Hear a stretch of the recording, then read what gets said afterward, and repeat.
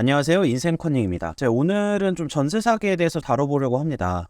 연일 언론에서 특히 이제 주류나 이제 큰 이제 뭐 방송사 관련 언론에서는 이제 뭐 국가가 이제 잘못을 한 거다. 국가가 대책을 빨리 세워야 된다. 그리고 피해자를 지원해야 된다. 이런 이야기를 합니다. 그리고 이제 지금 피해자분들께서 주장하시는 게 이제 그 전세금을 공공 매입을 해달라. 그러니까 결과적으로 제가 설명드리면 국가가 이거를 사서 그러니까 일단 먼저 돈을 지원을 하고 나머지는 구상금 등을 통해서 회수를 해라 이런 뜻이에요. 피해자분들은 당연히 이제 자기 보증금을 날릴 위험이니까 그렇게 주장을 하시고 있는데 좀 그 부분에 대해서 좀 말씀을 드리려고 합니다. 이제 피해를 입은 분들은 당연히 이제 전세금은 보통 자기 거의 전재산이잖아요. 그래서 이런 돈을 잃으신 상황이고 또 지금 거주도 어떻게 될지 모르는 그런 상황이어서 매우 안타까운 일이 발생한 거는 맞고 당연히 이제 이거에 대해서는 여러 가지 생각이 들 수가 있습니다. 전세 사기로 언급되고 있는 케이스들이 선순위 근저당권이 있었거나 아니면은 그 깡통 전세인 케이스거든요. 근데 이런 부분은 사실은 조금은 사전에 어느 정도 이제 법률적인 내용을 확인을 하고 많이 준비를 했으면 조금 피할 수 있는 부분도 있었는데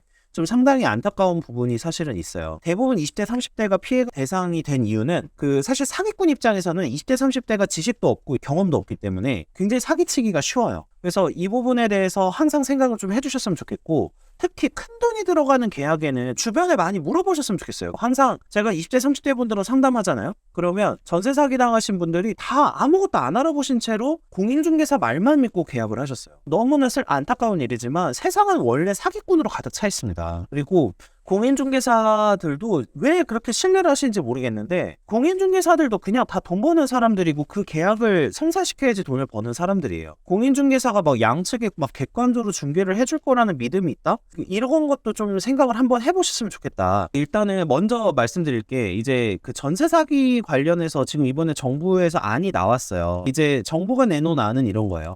우선 매수권이라고 해서 먼저 그러니까 세입자한테 그 낙찰가로서 매수를 할 수 있는 권리를 주겠다. 그리고 그 대신 매수를 할 때 이제 돈이 필요할 거 아니에요? 그 돈에 대해서는 연 3% 이하로 저금리 대출을 해주겠다. 그리고 이제 또 정부안으로 나온 게 만약에 거주만 희망하는 경우, 사는 거 말고요. 그러니까 이제 매수를 하는 거 말고 이제 정말 그 리브 거주만 하는 거에는 LH가 매입을 해주고 거기에 대해서 임대료도 반값으로 해서 최장 20년까지 해주겠다고 했습니다. 저는 솔직하게 말하면 이게 최선의 아니라고 생각을 해요. 왜 그러느냐? 자, 일단은 피해자분들이 가장 강하게 주장하는 거는 뭐냐면요. 지금 공공 매입을 하는 거예요. 그러니까 어떤 거냐면 단순하게 설명드리면 정부가 대신 보증금을 지급을 하고 그 채권을 가지고 그냥 나중에 경매 같은 거에 대해서 이제 국가가 받아가라 이런 뜻이에요. 결국에는 이 자신의 사기 피해는 국가가 뭐 예를 들면 전세 대출이나 이런 것들을 잘못 정책을 짰고 다른 뭐 사회 구조적인 저금리 같은 이런 문제 때문에 발생을 했으니 이러한 피해에 대해서는 모두 국가에서 부담을 해야 된다라는 게 지금 피해자분들이 사실 주장하는 거거든요. 피해자분들의 사실 안타까움 그리고 피해자분들이 보증금을 날릴 수 있는 위험성에 대해서는 너무나 안타깝게 생각을 하지만 저는 개인적으로 사실 이 피해가 왜 국가가 책임을 져야 되는지 사실은 잘 모르겠어요. 잘못을 한 거는 사실 사기꾼이죠. 그러니까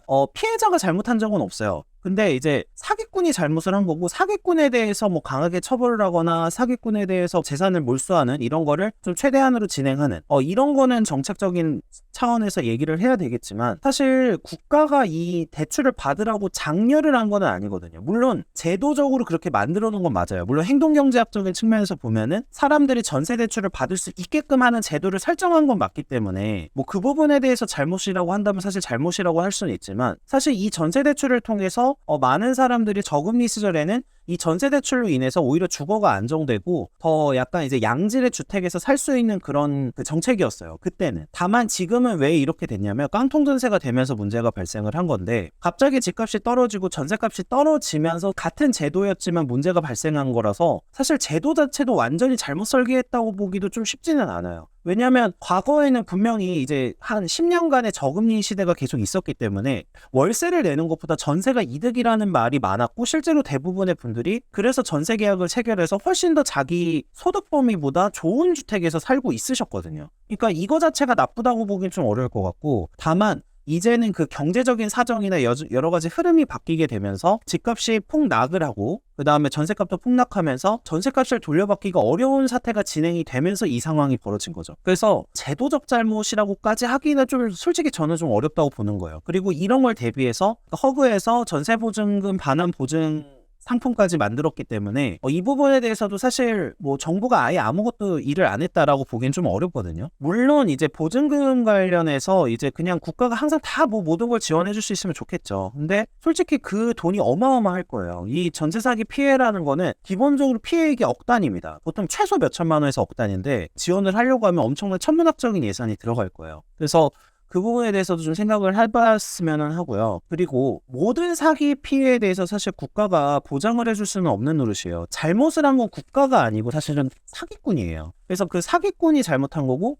모든 피해에 대해서 뭔가 국가가 보장을 하고 보증을 해야 된다라는 식으로 특히 보증금을 전액을 책임져줘야 된다는 이런 발상은 사실은 굉장히 위험한 발상이라고 생각하고 그리고 이런 생각을 해보셔야 돼요. 과거에도 전세 사기는 있었어요. 그러니까 전세 사기라고까지는 그렇더라도 전세 보증금 밀려가지고 억지로 살고 있고 막 이런 경우가 많았습니다. 그러면 그때 피해를 입으셨던 분들까지 그러면 다 보상을 할 거냐라는 게 문제가 돼요. 그러니까 이 전세 사기라는 거를 만약에 보증금을 국가에서 지원해 주려면 예를 들면 기간 같은 걸 또 제한해야 된단 말이죠. 그러면은 과거에 10년 전이나 20년 전에 피해를 입었던 분들도 다 지원을 할 거냐? 이것도 사실은 문제가 있는 거예요. 그리고 향후에도 이런 지원을 하는 것도 문제가 있고요. 또 하나 더 말씀드리고 싶은 거는 이거를 국가가 지급하거나 보상하는 선례를 만들게 되면 오히려 사기꾼들이 판을 치게 되는 결과를 가져옵니다. 이게 왜 그러냐면 제가 이거 임금체불 사건 하면서 굉장히 많이 느끼는 부분인데 임금체불이나 퇴직금 체불을 하면 그 국가에서 아마 아시는 분들은 아실 거예요. 채당금이라는 제도가 있어요. 이거는 어떤 제도냐?